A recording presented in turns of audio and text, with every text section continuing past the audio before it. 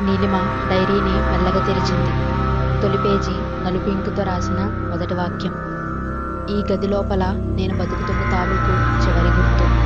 ఒక్కసారిగా నీలిమ గుండె బిగుసుకుంది. ఆ అక్షరాలు ఆమె అమ్మవే అనిపించాయి. రెండో పేజీలో చిన్న వయసులో తల్లి తీసుకున్న నిర్ణయం గురించి ఉంది.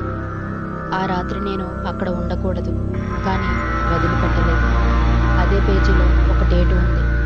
జూలై 18, 2002 రాత్రి 12:03.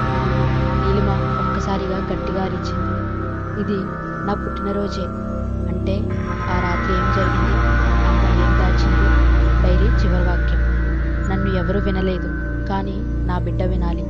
అప్పుడు తప్ప నాకు మోక్షం కలగదు. నీలిమ చేతులలో వణుకే మిగిలింది. తన పుట్టినరోజున ఈ ఇంట్లో ఏదో జరిగింది. అదేంటో నెక్స్ట్ పార్ట్లో తెలుసుకుందాం.